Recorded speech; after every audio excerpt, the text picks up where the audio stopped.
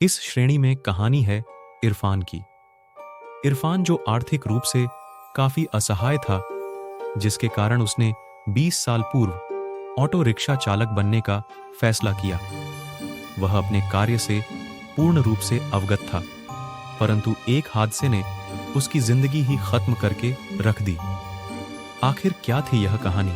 इरफान पूरे दिन की मेहनत करके अपने घर की ओर निकलता है। वह अपने परिवार की पूरी जिम्मेदारी अच्छे से निभाते हैं।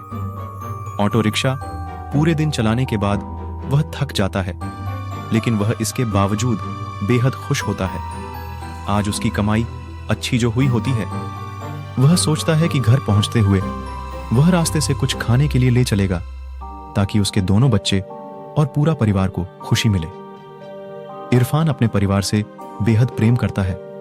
वह हर दिन अपने समय से ज्यादा वक्त ऑटो रिक्शा चलाता था, ताकि किसी भी दिन उसके परिवार वालों को किसी के सामने हाथ फैलाने पड़े। आज इरफान को बहुत फोन आ रहे थे। ये सब फोन उसके घर से ही आ रहे थे। इरफान के बच्चे उसे फोन करके जल्दी आने को कहते, क्योंकि वह अपने पापा के साथ उनका जन्मदिन मनाना चाहते थे। इरफान के बच्चे इरफान को लगातार 2 घंटे से फोन कर रहे थे।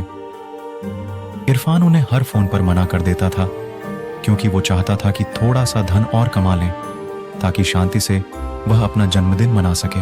रात के 11 बज रहे थे। इस वक्त गांव के लोग नींद की अवस्था में होते हैं। इरफान को अब कोई सवारी नहीं मिल रही थी। इरफान ने सोचा कि अब उसे शायद कोई अन्य ग्राहक नहीं मिलेगा।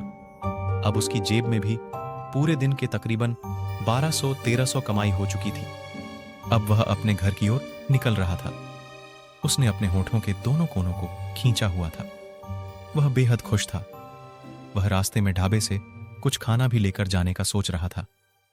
रात के वक्त होने के कारण वह अपनी तेज रफ्तार में ऑटो दौड़ा रहा था। यह रास्ता उसके घर की तरफ शॉर्टकट था। वह ओएंटो को हवा से बात करवा रहा था।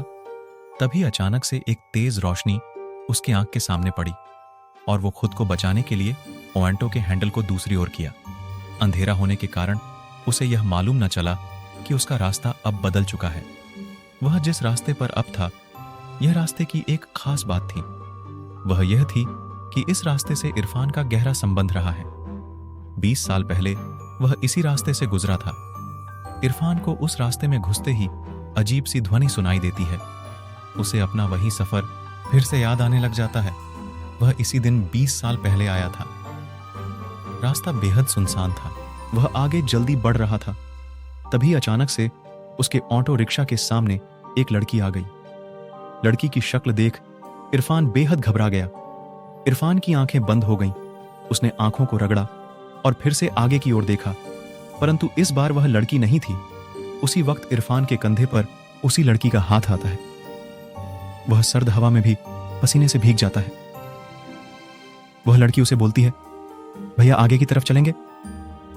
इरफान डरते हुए जवाब में एन कह देता है। वह कहता है कि मुझे अपने घर की ओर जाना है। वह लड़की फिर कहती है, मैं आपको आपके घर तक पहुंचा दूंगी। इरफान डरते हुए उसे बैठा लेता है। वह अपना फोन निकालकर अपने घर फोन करने को कोशिश करता है, परंतु उसके फोन में नेटवर्क नहीं आ रहा होता। लड़की उसी कहती है, यहां फोन नहीं चलता। इरफान इस वक्त हद से ज्यादा घबरा जाता है जब उसे मालूम पड़ता है कि जो लड़की उसकी ऑटो में बैठी होती है, उसकी तस्वीर उसके आगे बने शीशे पर नहीं दिख रही होती। इरफान उस लड़की को देखने के लिए पीछे मुड़कर देखता है तो उसका ऑटो से ध्यान भटक जाता है और उसका ऑटो एक विशाल वृक्ष से टकरा जाता है। इसमें इरफान की मौत हो जाती है।